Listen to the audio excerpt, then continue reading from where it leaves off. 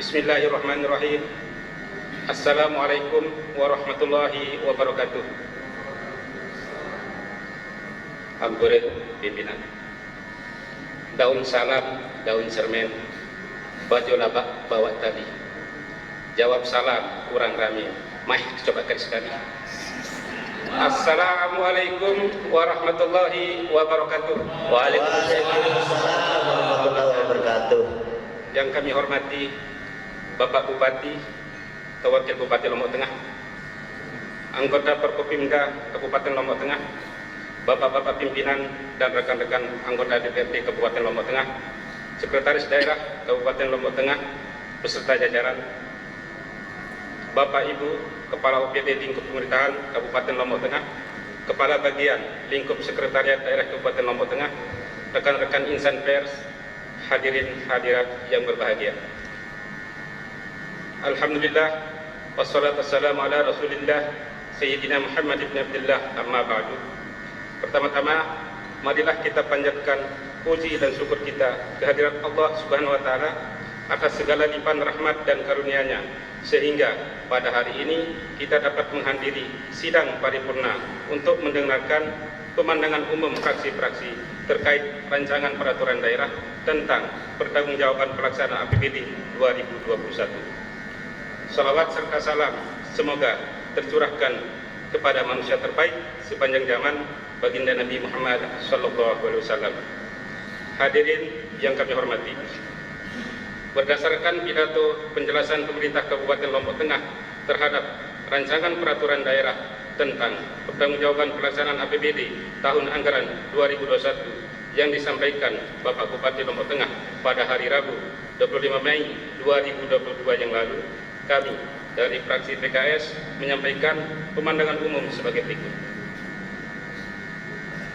Pertama, pada rancangan peraturan daerah tentang pertanggungjawaban pelaksanaan APBD pada daftar kemitraan dengan pihak ketiga kerjasama pemampatan per 31 Desember 2021 terjelaskan adanya kerjasama pemampatan 25 tahun PNT 15 Maret 2022 sesuai SPK nomor 20/030/BAD dan nomor 801/AWS/PRJ/DU/3/2012 antara Pemkab Lombok Tengah dengan PT Aerowisata terkait kerjasama pemampatan Hotel Tastura Kuta. Kita ketahui bersama bahwa kini Hotel Tastura tersebut sudah berubah bentuk dan namanya menjadi Hotel Raja. Menjadi pertanyaan, bagaimana posisi dan kedudukan kerjasama pertanggal 15 Maret 2012 dengan PT Aerowisata dalam hubungannya dengan pengelolaan ex Hotel Tastura yang kini dalam pengelolaan Raja Hotel.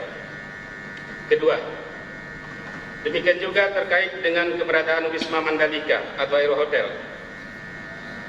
Praya yang telah dikerjasamakan pemampatan 25 tahun TMT 15 Maret 2012 sesuai SPK nomor 21/030/BAD dan nomor 802/AWS/PRJ/DU/3/2012 yang kita ketahui kemudian bahwa Aerohotel Wisma tersebut ditinggalkan begitu saja. Menjadi pertanyaan, bagaimana posisi dan kedudukan dari kerjasama pemampatan itu dengan adanya fakta bahwa Aerohotel pergi serta-merta begitu saja. Tentu dalam dua kasus tersebut di atas, baik pola kerjasama Hotel Tastura maupun Aerohotel pada momen jawaban maupun pembahasan rancangan peraturan daerah tentang pertanggungjawaban pelaksanaan APBD tahun anggaran 2021 ini untuk secara terang benderang disampaikan kepada DPRD Kabupaten Lombok Tengah sebagai representasi keingintahuan dari banyak pertanyaan yang dilontarkan oleh masyarakat Lombok Tengah tentang kedua objek ini. Pada kesempatan ini, fraksi PKS menyampaikan selamat dilaksanakan Latsiterda tahun 2022. Ucapan selamat ini tentu harus kami sampaikan karena Aerohotel yang sudah lama terbengkalai karena dilaksanakan Laksidarda Aerotel yang dulunya terbengkalai bisa dimanfaatkan. Ternyata Laksidarda yang telah bisa memaksa pemerintah daerah untuk memanfaatkan sumber dayanya. Padahal kalau kita berpikir momen digelarnya MotoGP, banyak tamu yang mencari tempat penginapan, tapi pemerintah daerah seolah tutup mata terhadap peluang itu. Momen itu terlewatkan begitu saja. Maka oleh karena itu fraksi PKS berterima kasih dengan pelaksanaan Laksidarda ini.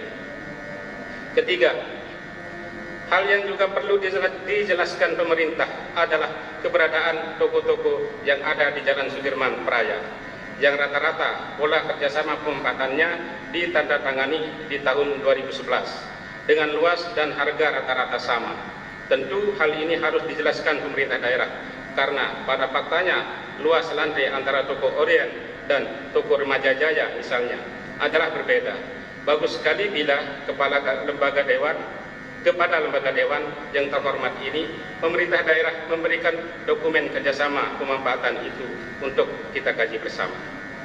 Keempat, dalam peraturan daerah tentang pertanggungjawaban pelaksanaan APBD tahun anggaran 2021 tertabur betapa rendahnya retribusi dan pajak yang berhasil kita capai.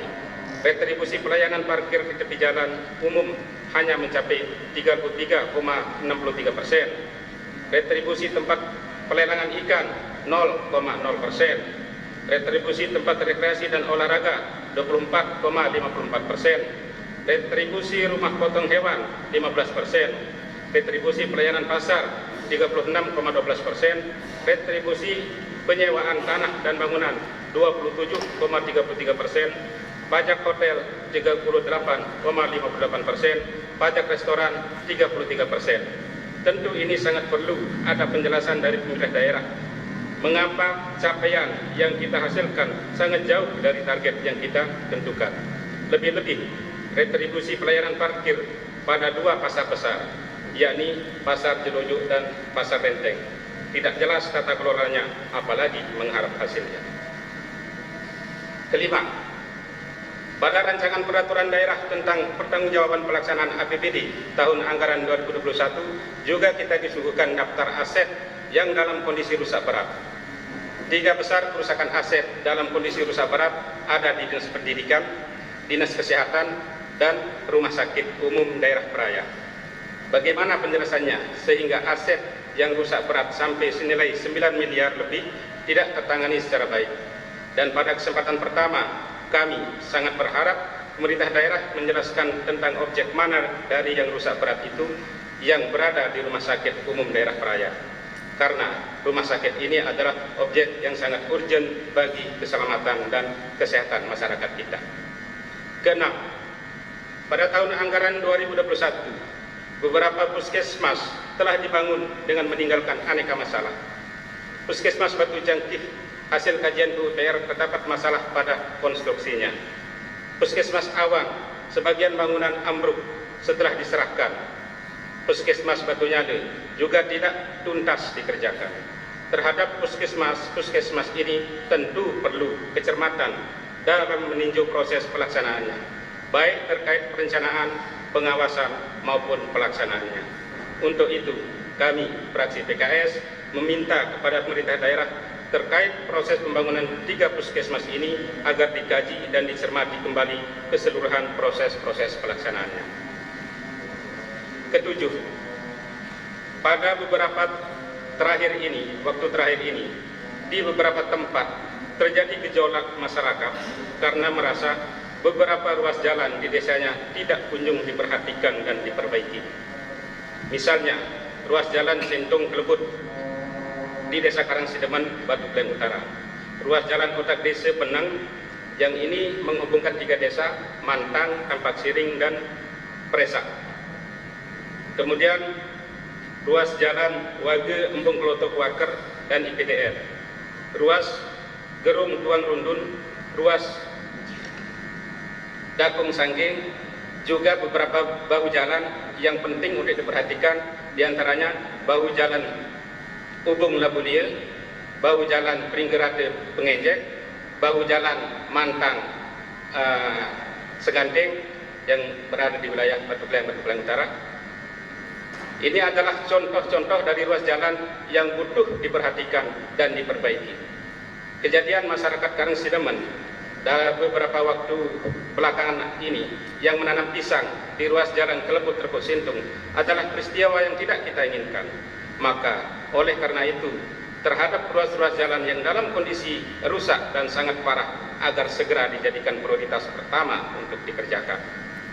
8. Pada kurun waktu akhir-akhir ini, beberapa OPD dan pemerintah desa kerap mondar-mandir berurusan dengan aparat penegak hukum, sehingga menjadi konsumsi harian media sosial yang sungguh tidak nyaman kita rasakan. Fraksi PKS meminta kepada kepala daerah agar instansi pengawas internal lebih didorong dan dimaksimalkan dalam melaksanakan fungsi dan tugasnya. Yang tentu saja untuk mendorong ini harus dibekali dengan anggaran dan piranti yang cukup. Sidang Dewan yang terhormat, demikian pandangan umum fraksi PKS DPRD Kabupaten Lombok Tengah. Terima kasih atas segala perhatian. Mohon maaf apabila ada yang keliru dan salah terhadap penyampaian pandangan umum ini. Billahi taufiq wal hidayah. Wassalamualaikum warahmatullahi wabarakatuh.